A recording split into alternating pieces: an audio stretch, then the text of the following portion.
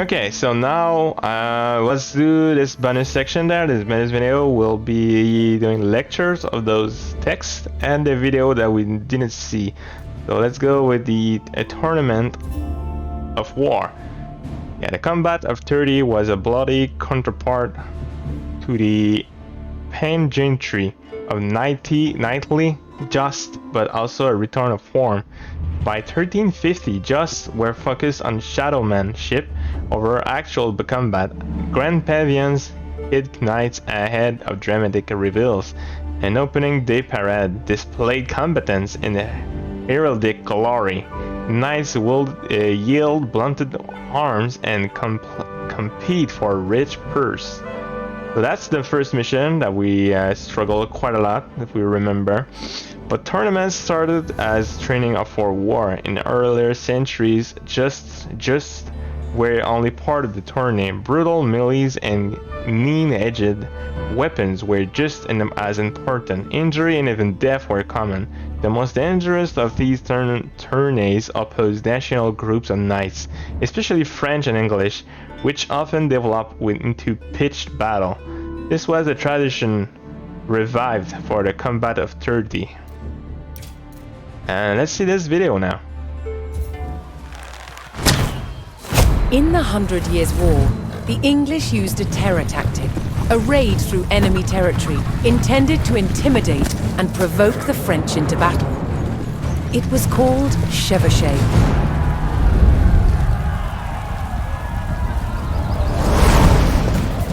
The principal weapon for chevauchée was fire.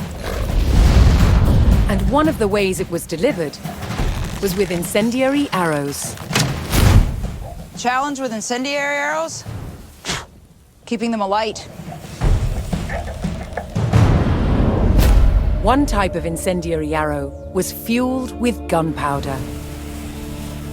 You've got charcoal, got sulfur, and we've got saltpeter. Saltpeter is the main ingredient. The more oxygen you put into it, the hotter it burns. Of course, when it's on an arrow, when it's being shot, you've got a turbocharged airstream. The chemicals are bound together with brandy, left to dry, and poured into a linen bag. The extra long arrowhead is inserted into the bag and then tied off to secure it. It is then sealed by dipping it into boiling tree resin. This resin, which itself is highly flammable, provides a waterproof casing. It also shields the burning gunpowder, so the wind doesn't put it out in flight. Now that looks deadly, and I really want to shoot it. The art to shooting an incendiary arrow is timing. Too early, and it will go out. Too late, it will spit at you like a dragon.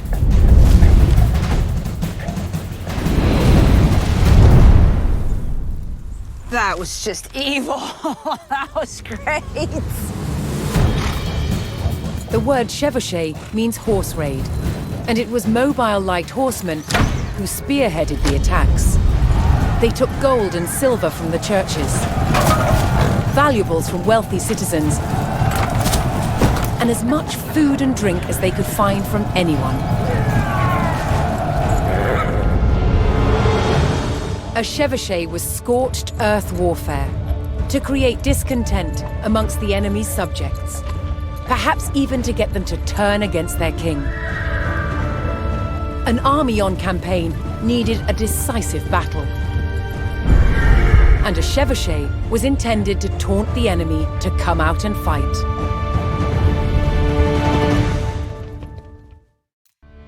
All right, okay. Interesting.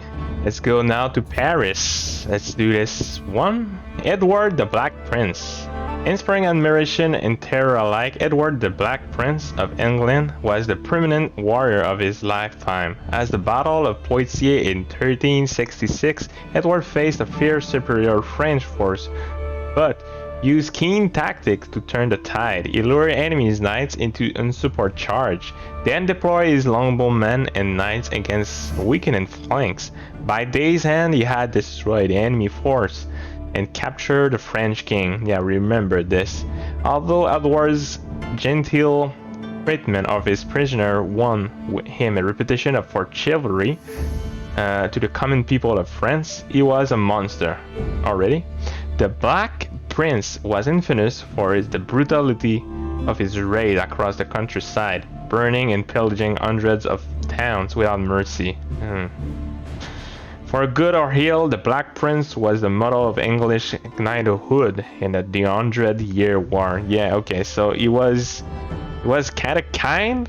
He was like showing honor, if you will. Like so chivalry is a term that is a bit synonym to honor. So he was putting honor with his way of fighting, but at the same time he was also like raiding and burning down villages and probably like the people that was living there. So that was not too good, not too kind, obviously. So it's kind of mixed, right? All right, let's go now see the plate armor. Let's go.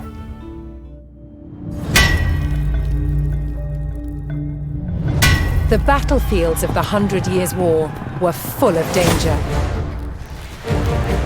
To defend against these weapons, a new type of armor was developed: plate armor.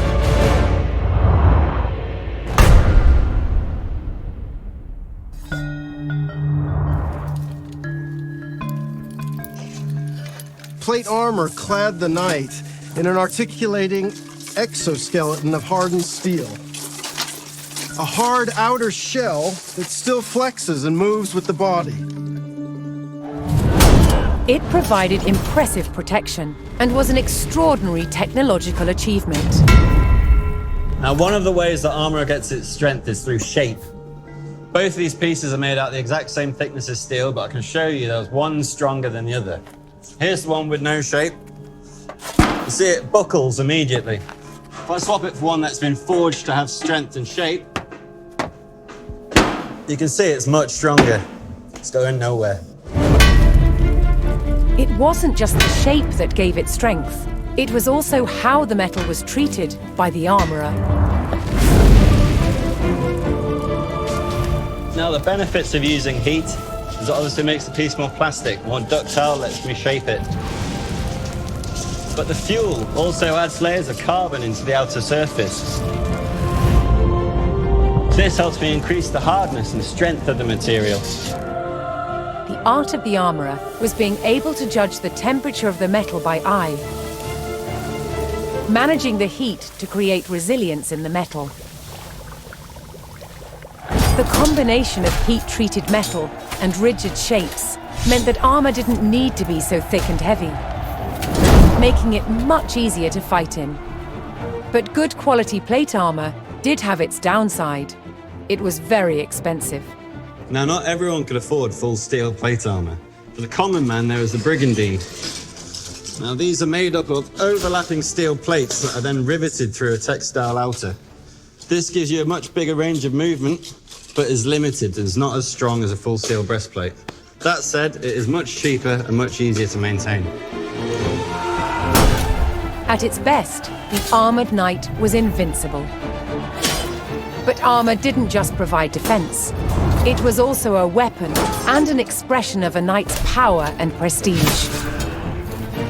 Armor transformed its wearer into a work of art.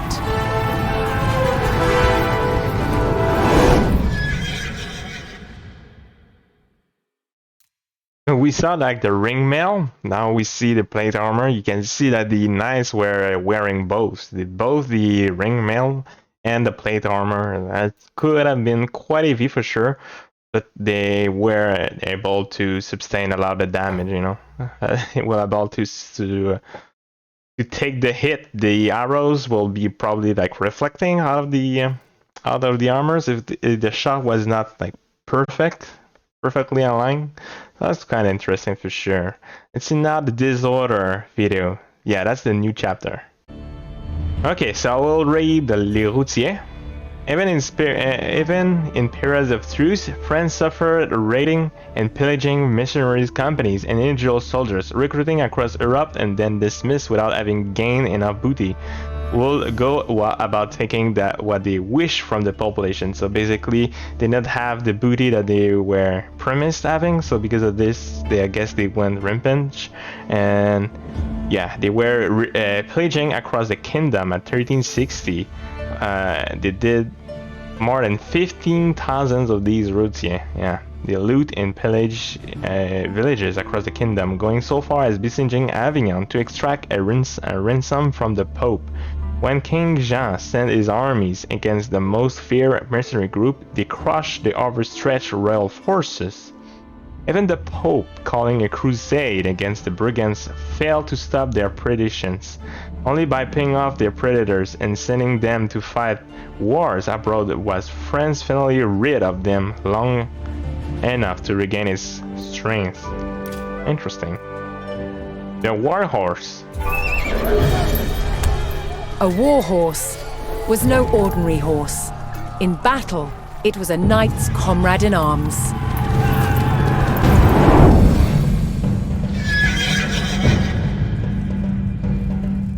By nature, horses are prey animals, but the war horse had to become a predator.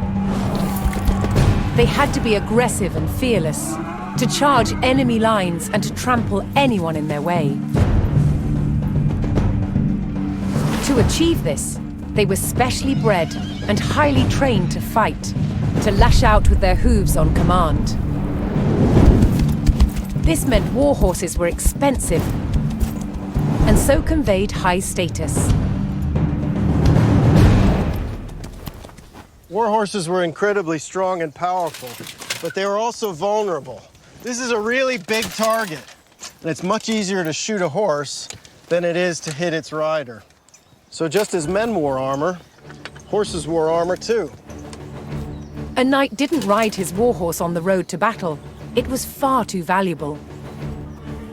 Instead, they were led by the knight's groom. A knight would take multiple war horses on campaign, as he would need to change to a fresh horse several times during battle. Once geared up, the knight, his horse, and his weapons became a highly effective system. The heavy cavalry lance had a small ring called a graper, and this locks into my arm, forming a hard linkage, so that the lance can't shoot backwards on impact. The war saddle was also crucial. With its high back, it locked the rider to the horse. This means with the graper and the saddle, horse, man, and weapon are all locked together to create one giant horse-powered projectile.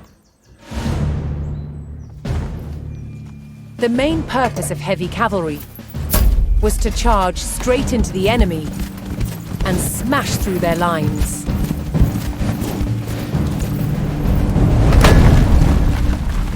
The impact charge crashed into an enemy with terrifying force. It required horses with exceptional courage and power. Yeah, okay, that's something I never figured that, you know? I never thought about this. Like, yeah, it's one thing to have, like, to train men, not to be courageous and to fight, but, like, the horses also have to be courageous and to fight too, so yeah. So yeah, cool. Let's go see now the arrow making. Longbows were powerful weapons, but keeping archers supplied with ammunition was a major undertaking. This is a modern arrow. Small and lightweight. Pretty much what everyone shoots these days. Compared to this medieval war arrow. Look at the size of this thing. It's a beast.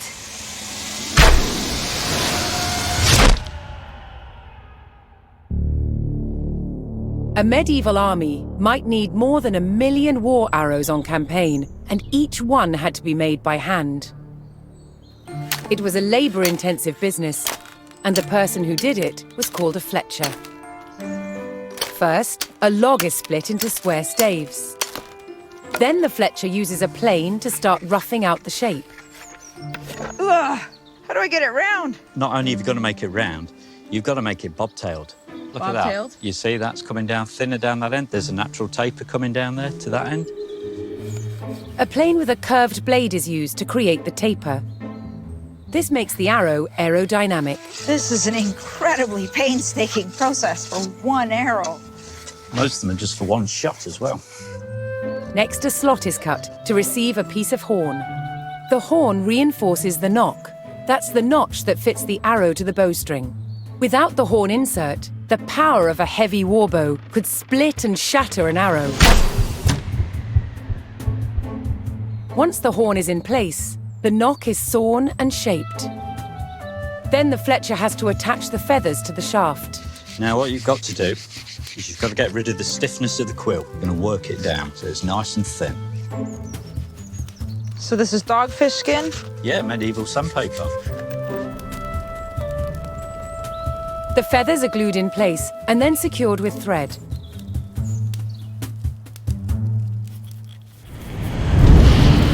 The final process is to arm the arrow with its arrowhead. The person who makes these is called an Arrowsmith. From a blank piece of iron, he starts with the part that fits over the arrow shaft. First he makes the bar flat, then uses a special former to create a socket. The final stage is to hammer out the shape of the head. Arrow stocks had to be prepared far in advance of a campaign. It was impossible to make them in sufficient numbers overnight. A medieval war arrow like this could only be shot from a big, exceptionally powerful bow. And it packed a mighty punch.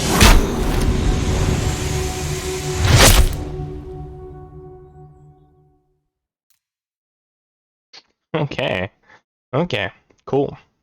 Let's see now. Bertrand du Guesclin, the hero of Courchevel and Pont-Valin. Bertrand du Guesclin was one of the greatest knights in France, but he won his victory by abandoning the dogma of chivalry warfare.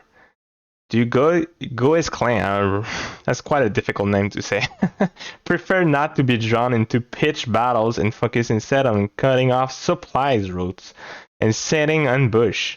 The English forces who suffer under his raiding call him the Black Dog of Brocéliande.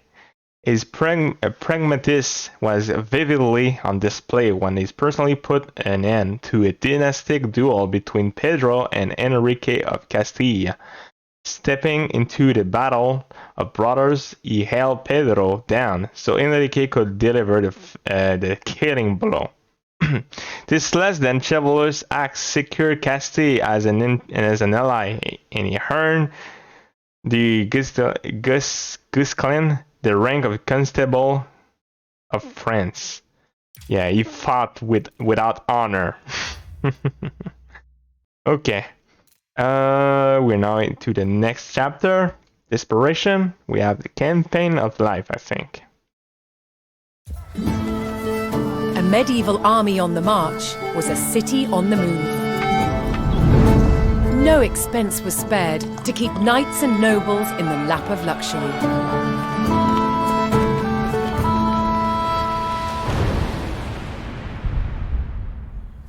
Knights lived in luxurious tents called pavilions, which had all of their furnishing, proper chairs and tables and tableware, real beds with fine linens, even wall hangings. All this furniture had to be transported, and that's on top of what was needed for combat. Weapons and armor needed an army of artisans to maintain them. The armourer's job on campaign was one of maintenance, constantly repairing, knocking out dents, simply changing straps, or replacing rivets that had broken. If you think of the knight as a race car driver, the armourer is his chief mechanic. Without him, he would not be able to function. Also following an army was a band of opportunistic civilians, the camp followers, all vying to sell their services and goods to the soldiers.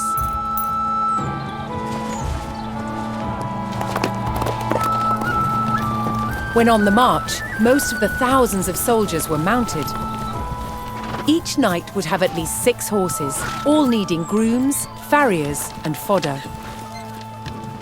The royal household brought with them their clerks, their priests, essential for men who feared they might die in battle. And of course, their cooks. The common soldier subsisted mainly on bread and a thick soup called pottage. It was an altogether different story for the knights. A knight on campaign would expect the best food. So we have game, we have fine meats, we have fruit when it's in season, always cooked, because food is tied in with health as well. That's very important. And I'm just finishing off a dish here of spiced meatballs with a red wine and pine nut sauce. French and English armies could be on campaign for months on end, manoeuvring and skirmishing until they took to the field for a decisive battle. Oof, yikes, man. I can't believe like this really happened, man. I could not survive in these times, in these days for sure. Defiance. You may tear me limb from limb, you may separate my soul from my body, but I will tell you nothing more. Jeanne d'Arc spoke there with these words exactly 2 years after lifting the siege of Orléans. She had spent the last year in enemy custody and was reaching the end of her trial for heresy. A pro-English bishop has interrogated her for weeks. She had answered his questions, told him of the saints who visited her and the mission they had given her. She had denied his accusation of witchcraft and idolatry. Now he had called her to the trial chamber where he had arrayed implements of tortures. 19 years old, worn down by battle, imprisonment, interrogation, Jeanne stared down in the tortures of the Inquisition. The tools were used, and the bishop said in embarrassment, despite his defiance, Jeanne would be dead within a month. Yeah. Medical surgery. Let's go. Medieval soldiers suffered brutal injuries in battle. Their chance of survival lay with barber surgeons.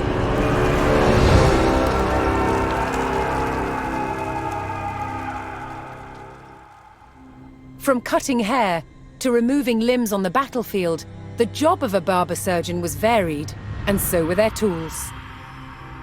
600 years ago, surgery was very different from today, and this is some of the kit that the surgeons of then would be using. For example, amputations. This bit of kit was used to cut through the skin. Then you need to get through bone, and this is what they used. Believe it or not, this was used for neurosurgery. But what they didn't have at the time was anesthesia. Despite carrying out major surgery, barber surgeons had no formal training. What they learned on the job, and the place where they practiced the most was the battlefield. This was also a time when new surgical techniques were developed, particularly when it came to saving the life of a future king. In 1403, 16-year-old Prince Henry was injured in the Battle of Shrewsbury while fighting rebels trying to overthrow his father, King Henry IV. The arrow penetrated his right cheek and became lodged at the base of his skull. He was very lucky it didn't kill him instantly. Prince Henry pulled the arrow from his face. The shaft came out, but the arrowhead remained lodged inside. They needed to get that out before infection set in and killed him. To the rescue, celebrated surgeon John Bradmore. Bradmore recorded what he did to save the prince's life, including a picture of the tool he made to extract the arrowhead.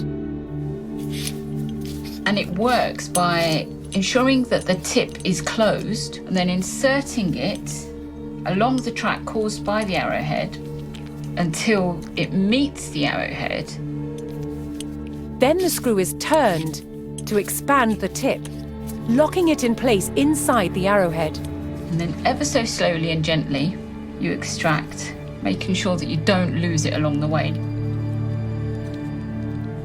I'm amazed by the skill that would have been needed to do this successfully. Can you imagine how good that felt when that came out?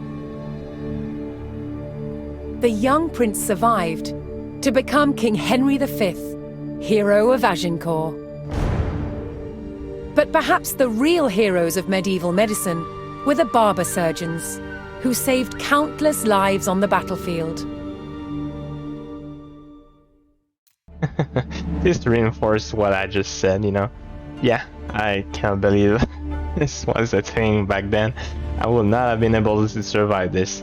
Alright, the Battle of Patay. No, we already see that. Had liberated Orléans and put the English army. It's quite difficult to see what I seen, what I didn't see, because the red circle is there everywhere.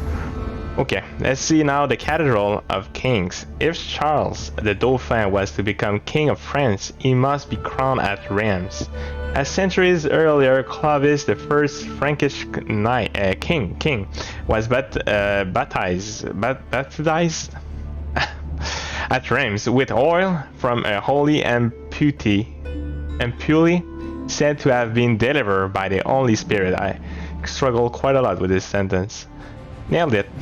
The Archbishop of Reims still held that ampule, and with it the ability of sanctify the Dauphin as king. So basically, the king was going to the Reims, and they were still trying to do the ceremony to make him the king.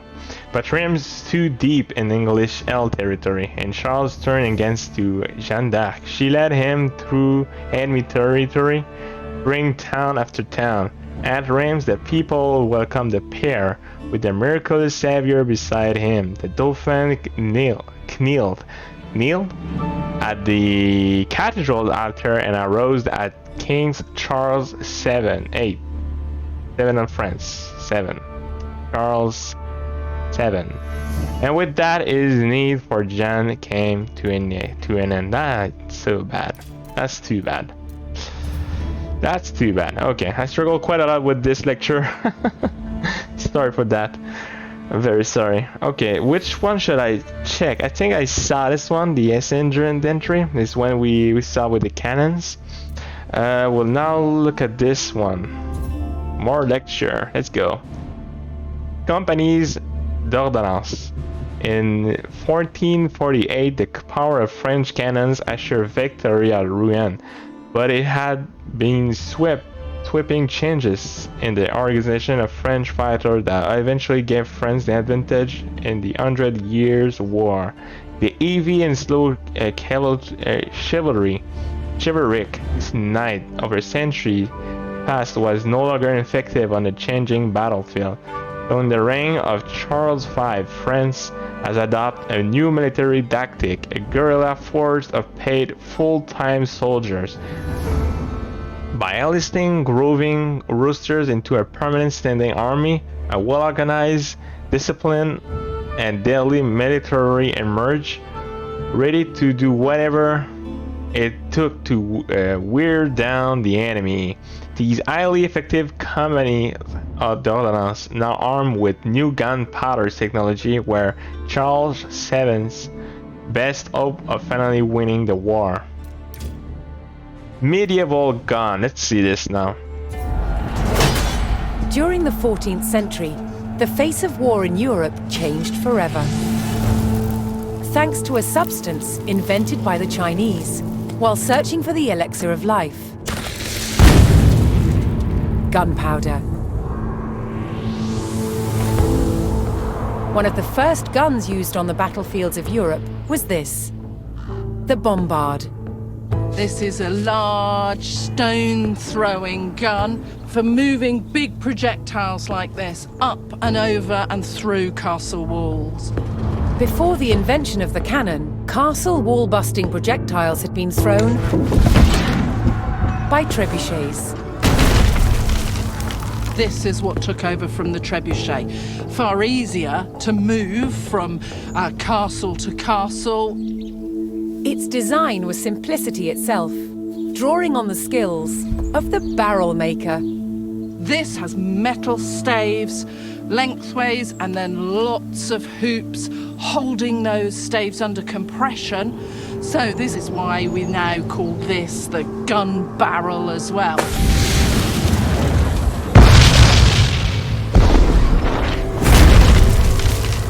The bombard was no more powerful than a trebuchet, but it did have a psychological impact on the enemy. If we take it back several hundred years and the loudest thing is a cockerel crowing or a brawl in the pub on a Saturday night, these things are horrendously frightening. As metallurgy improved, barrels could be made longer, increasing accuracy and power. They progressed from taking down walls to taking out soldiers, replacing the bow and arrow. A typical arrow would get stuck in this sort of material, where ball just goes straight through. So compared to a bow and arrow, this is far more deadly.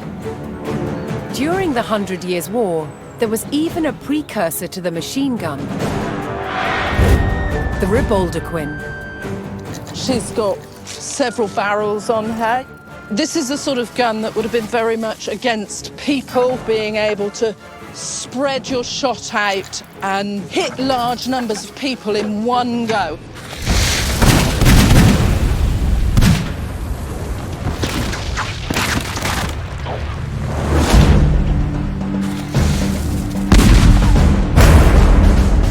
Gunpowder revolutionized warfare throughout the 100 Years' War, changing the way battles were fought forever. Cool. Very cool. That's more my thing. Alright, I really like the cannons for sure. Okay, farming. We have lecture over here, and we have 3 videos. One of which we already seen. Okay, so let's be careful with this. So let's let's do this one. Castillon, end of the war. The French victory at Formigny had finally ousted the English from Normandy, but the English retained a foothold in Cascady, the city of Castillon. In 1453, Charles VII once again employed his vast artillery forces and besieged the city. With some 300 cannons and handguns, his army was poised to end the war. Meanwhile, the English commander at Castillon was under pressure to order a direct charge at the massing French forces. Against his better judgment, he succumbed to the goading and ordering the charge. His gamble ended in disaster. The English were met with an unrelenting barrage of French firepower. Each cannon shot knocking down a dozen men. Reinforcing trickled in, but they too fell to the merciless onslaught. The 100 Years' War had come to a resounding end, and Charles could begin rebuilding his resilient nation. Nice. Okay. I think we did not see this one, so let's see this one.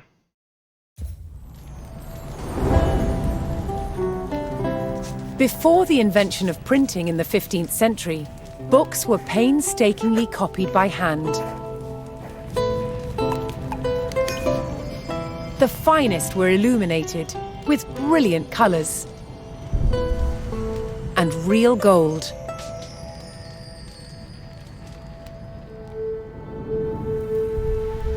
Illuminated text wasn't just for show. Gilded illustrations decorated important passages to highlight their significance. Gold was used in many medieval manuscripts from early days because it was very expensive. and it indicated that the manuscript itself was valuable. The light would reflect from candles or from the sunlight, and so it looked as though the book itself was illuminated. In medieval manuscripts, it looks as though this is solid gold. In fact, it's not. The gold itself is tissue thin. The solid appearance is achieved by laying the gold on a cushion of plaster mixed with glue, called gesso. By raising the gold from the surface of the skin, that means that it catches the light even more. The glue in the gesso is softened by breathing on it.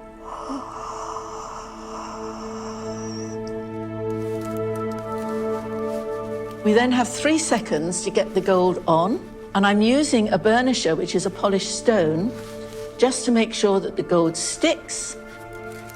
Then the burnisher is used to polish the gold up. See, it's coming up now. So it's coming nice and shiny. Next, the miniature is painted. The base colour will be done first, then the tints and the shades will be added, and finally, the white highlights and the outline, which lifts it and brings the whole thing to life. The medieval paint box contained pigments from across the world, such as ultramarine from Afghanistan and orpiment gathered from volcanic craters. It often took a long time to complete these medieval miniatures. This one between a month and 6 weeks, from start to finish.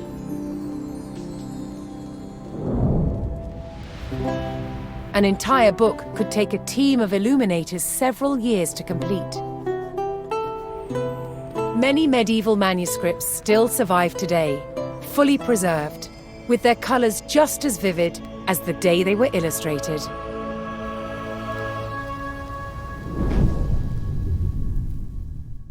All right, cool. I didn't know about that one. Okay, so I think this one, we saw this one, the Battle of Formigny, but we didn't see the War's End. So let's see this one, the final one. At Formigny, the roar of cannon fire sounded the death knell for England's ambitions in France. King Charles and the Bureau brothers did not let up on the offensive, and in 1453, the English retreated across the Channel. France was finally at peace. More than 100 years had passed since the first English chevauchés had scorched the land.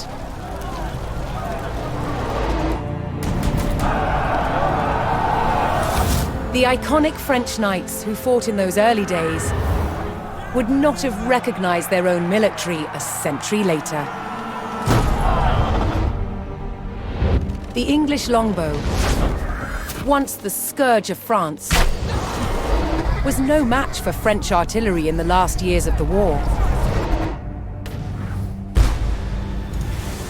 And by 1453, France's border looked very different, growing to encompass territories once claimed by England and their allies.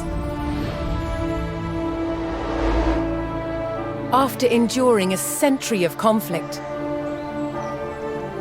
France emerged as a transformed nation. The country and its people had persevered and unified into a kingdom that could defend itself.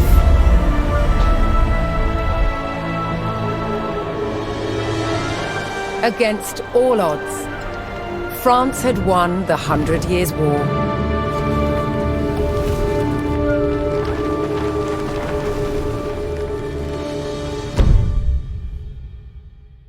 Cool. So this concludes this campaign. Next we'll be going to the Mongol Empire.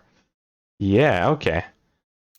So yeah, that's it. I said it all. I think this campaign was very formidable, but I think we lacked a bit with the ships and with maybe other civs, but maybe that will have went against the historic events and what they tried to say. So that's probably the reason why. But you know, gameplay wise, I feel like it was a bit like too much similar, but yeah. Okay. Well, thanks for watching.